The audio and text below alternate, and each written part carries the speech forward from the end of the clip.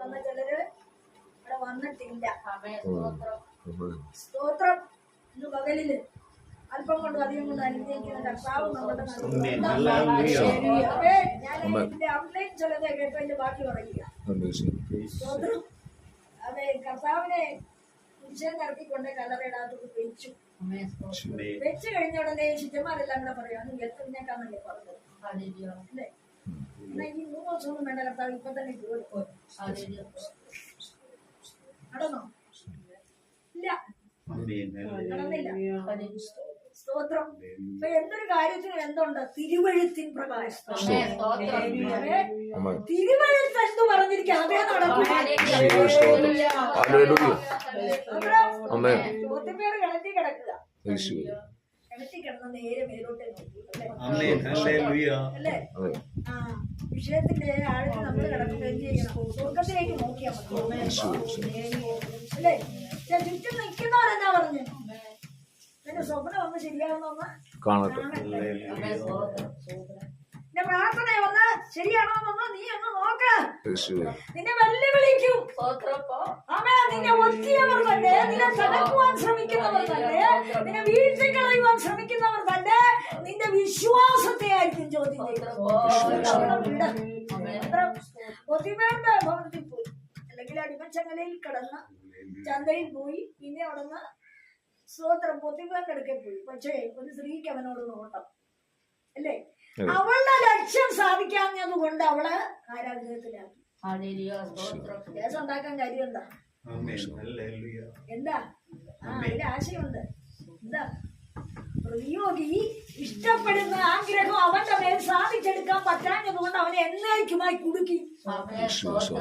പക്ഷെ കുടുക്കിയത് നന്നായി. അവൻ ആരെന്ന് കാരാഗൃഹത്തിൽ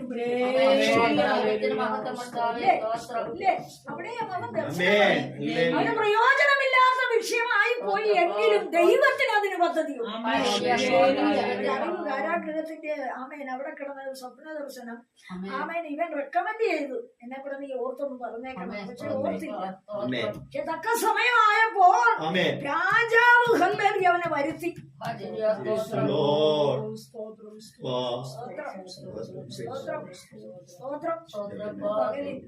നമ്മളോട് ദൈവത്തിന്റെ ആത്മാവ് അറിയിക്കുന്നത് സ്തോത്രം. ദൈവത്തിന്റെ സമയത്തിന് വേണ്ടി നീ കാക്കണം. എന്റെ കർത്താവ് ഇന്ന് തന്നെ കാര്യം നടക്കണം.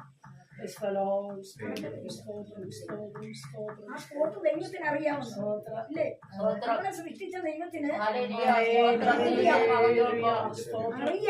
ഞാൻ ചോദിക്കട്ടെ, ഇവിടെ നിന്ന് ഒറ്റ ചാട്ടത്തിന് അങ്ങേ കവലെ ചെല്ലുകയാണെങ്കിൽ ഈ ഇടയ്ക്കുള്ളത് വല്ലതും കാണാൻ പറ്റില്ല? ഒന്നും പറ്റത്തില്ല. പക്ഷെ ഇതിലൂടെ നടന്നു പോയാലോ പലതും കാണാം, പലരെയും കാണാം അല്ലേ? പല അനുഭവങ്ങളും കാണാം അല്ലേ?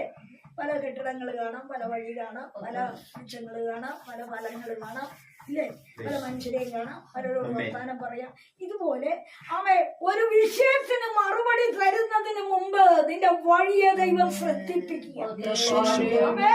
ഒരു മറുപടിക്ക് നീ ദൈവസന്നിധിയിൽ ഇരിക്കുമ്പോൾ ഒരു മറുപടി ദൈവം ഒരുക്കിക്കൊണ്ടിരിക്കുകയാണ്. അതിന്റെ നടുവിൽ ചിലത് ദൈവത്തിന് നിന്നെ നടത്തി പഠിപ്പിക്കാനുണ്ട്.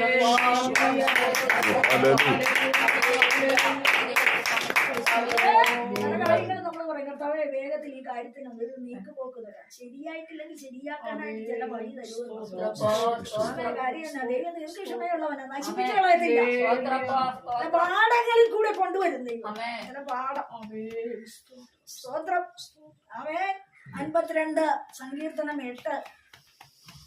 ഒരാള് സ്തോത്രം ഇരമ്യ പ്രവചനം 31:22. ഞാനോ ദൈവത്തിന്റെ ആലയത്തിങ്കൽ തഴച്ചിരിക്കുന്ന ഒരു വൃക്ഷം പോലെ ആകുന്നു. ഞാൻ ദൈവത്തിന്റെ ദയയിൽ എന്നും എന്നേക്കും ആശ്രയിക്കുന്നു. നീ അത് ചെയ്തിരിക്കൊണ്ട് ഞാൻ നിനക്കെന്നും സ്തോത്രം ചെയ്യും. ഞാൻ നിന്റെ നാമത്തിൽ പ്രത്യാശ വയ്ക്കും. നിന്റെ ഭക്തന്മാരുടെ മുമ്പാകെ അത് നല്ലതല്ലോ. പ്രതികൂലം അനുഭവിക്കുന്ന ഒരു ഭക്തന്റെ പാട്ട് കേട്ടു. ദാവീദ് പോയി തോട്ടിന്ന് കല്ലെടുത്തു.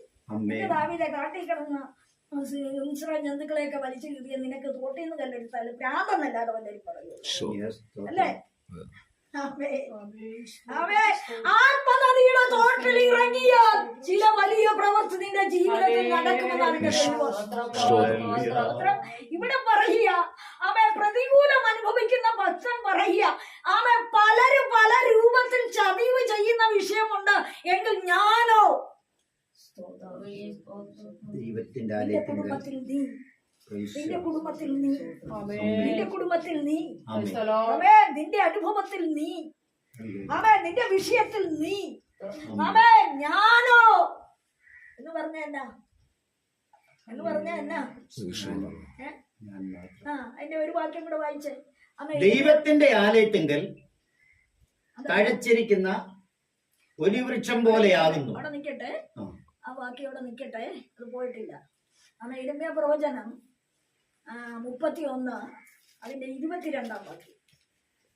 പെട്ടെന്ന് യേശുവിന്റെ നാമത്തിൽ. വിശ്വാസത്യാഗിനിയായ മകളെ, നീ എത്രത്തോളം ഉഴന്നു നടക്കും? യഹോവ ദേശത്ത് ഒരു പുതുമ സൃഷ്ടിക്കും. ഒരു പുതുമയ്ക്കായി ചില ഉഴൽച്ച നിന്റെ ജീവിതത്തിൽ വന്നിരിക്കാം. ഉഴൽച്ച എന്നതാ? പ്രയാസം, ബുദ്ധിമുട്ട്, അപ്പുറം ഇപ്പുറവും കാണാൻ മേല, അടുക്ക് കിടന്ന് വരളുന്ന അനുഭവം, ശൂന്യത അനുഭവിക്കുന്ന അനുഭവം, നിലവിളിക്കുന്ന അനുഭവം, കഷ്ടപ്പെടുന്ന അനുഭവം, അവൻ ആരും പറഞ്ഞറിയിക്കുവാൻ വയ്യാത്ത പ്രയാസങ്ങൾ അനുഭവിക്കുന്ന അനുഭവം പരിശുദ്ധാത്മാവ് അവിടെ രേഖപ്പെടുത്തുകയാ. അവൻ നീ വിശ്വാസത്യാഗിനിയായ മകള, നിന്നിൽ വിശ്വാസമുണ്ട്, യഹോവ ഭക്തിയുണ്ട്, ദൈവവചനമുണ്ട്, ദൈവത്തിന്റെ ചിന്തയുണ്ട്, ആലോചന നിന്നിലുണ്ട്, ദൈവകൃപ നിന്നിലുണ്ട്. എന്നാൽ നീ ഉഴലുന്നത് എന്തിനാണെന്നറിയാമോ? ഒരു പുതുമ നിന്റെ കുടുംബത്തിൽ വെളിപ്പെടുത്തുക.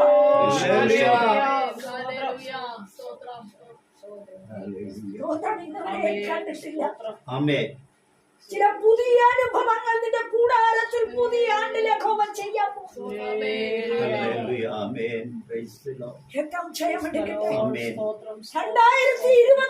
നീ അനുഭവിച്ച കണ്ണുനീര് കയ്പുമല്ല, 2026 ഒരു പുതുമയുടെ വഴിയിലേക്ക് നിന്റെ തലമുറകളെ ദൈവത്തിന്റെ നടത്തിക്കൊണ്ടു പോകാൻ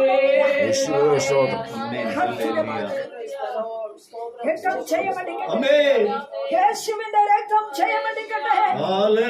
ഞാനാരാ? തഴച്ചിരിക്കുന്ന ഒലിവ് വൃക്ഷം. എവിടെ തഴപ്പ്?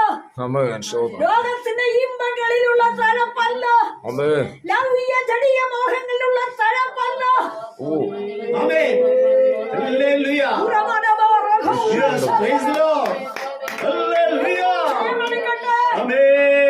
വിടുതലില്ലല്ലോ വിടുതലില്ലല്ലോ എന്ന് കയ്പും പകയും നിറഞ്ഞ അയ്യപ്പടിയല്ല ഉള്ളിൽ നിന്ന് പൊങ്ങേണ്ടത്. അവൻ പിന്നെയോ ഞാൻ തഴച്ചു വളരുന്ന ഒരു ഒലിവ് വൃക്ഷം. എന്താണ്? അനേകരെ തണുപ്പിക്കുക, അനേകരെ ആശ്വസിപ്പിക്കുക, അനേകർക്കത് സൗഖ്യമാണ്. പലരും പല വഴിയിൽ പലതുപോലെ പല അനുഭവത്തിൽ പൊയ്ക്കൊള്ളട്ടെ. ഞാനോ ആലയത്തിൽ തഴച്ചിരിക്കുന്ന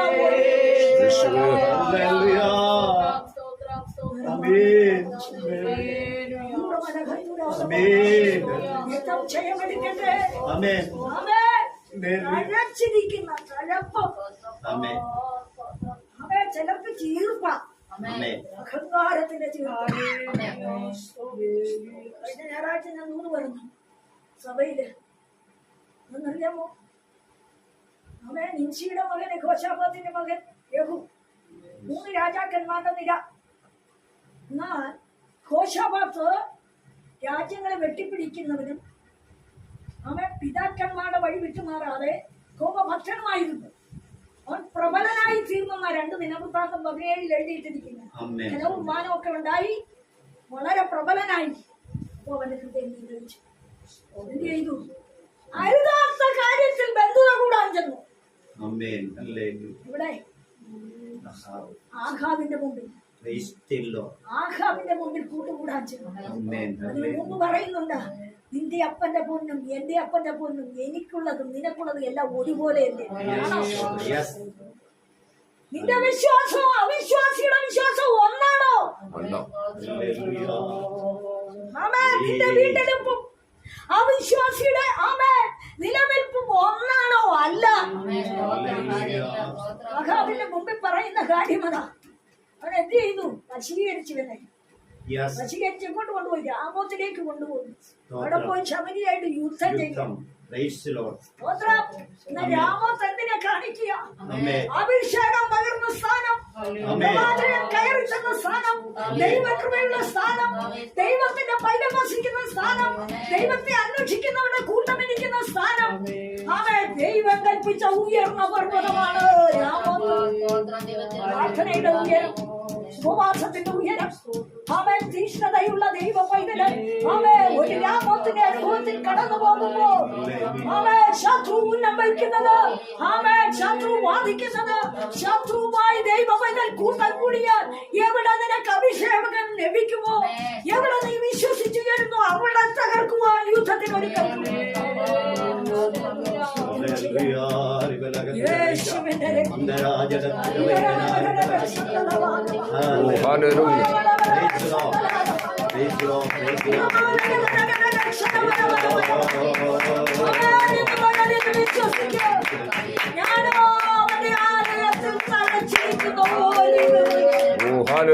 എന്നിട്ടെന്താ ദൈവദാസനെ അടുത്ത വാക്യം? ഞാനോ ദൈവത്തിന്റെ ആലയത്തെങ്കിൽ തടിച്ച ഒരു വൃക്ഷം പോലെയാകുന്നു. ഞാൻ ദൈവത്തിന്റെ ദയയിൽ എന്നും എന്നേക്കും ആശ്രയിക്കുന്നു. കുറ്റവും കുറവും നോക്കി കാര്യങ്ങൾ നടക്കുന്നില്ലല്ലോ, ഇനി എന്ത് ചെയ്യുമെന്നുള്ള ചിന്തയല്ല ഒരു ഭക്തനെ ഭരിക്കേണ്ടത്. അവന്റെ ദയ എന്നെ ഇവിടം വരെ കൊണ്ടുവന്നെങ്കിൽ അവന്റെ വിശ്വസത എന്റെ കുടുംബത്തിന് പരിചയമായിരുന്നു. അവന്റെ ദയ എന്റെ ജീവിതത്തെ ചുറ്റിയിട്ടുണ്ടെങ്കിൽ, എന്റെ കുടുംബത്തിൽ എണ്ണം കുറയ്ക്കാതെ അവൻ സൂക്ഷിച്ചിട്ടുണ്ടെങ്കിൽ,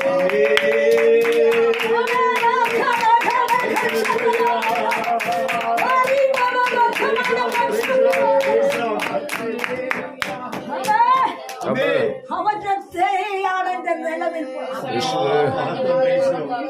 കിട്ടിയില്ലല്ലോ, കാര്യം നടന്നില്ലല്ലോ, അവൻ വിഷയത്തിന് മറുപടി ഇല്ലല്ലോ.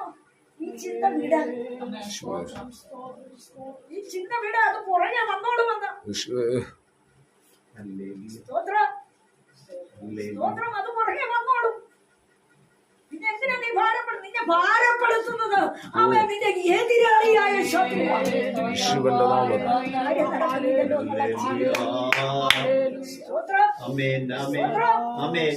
ഞാൻ തഴച്ചിരിക്കുന്ന ഒലിവ് വൃക്ഷം, എവിടെ തലപ്പ് പ്രാർത്ഥനയിൽ ആരാധനയിൽ നല്ലപോലെ കൈയടിച്ച് നീ ആരാധിക്കണം. നിന്റെ ആവശ്യം കേട്ടോ, നല്ല പോലെ നീ ആരാധിക്കണം. ദൈവത്തിന്റെ കൃപ വരട്ടെ യേശുവിന്റെ നാമത്തിൽ. ഹല്ലേലൂയ. ആമേൻ.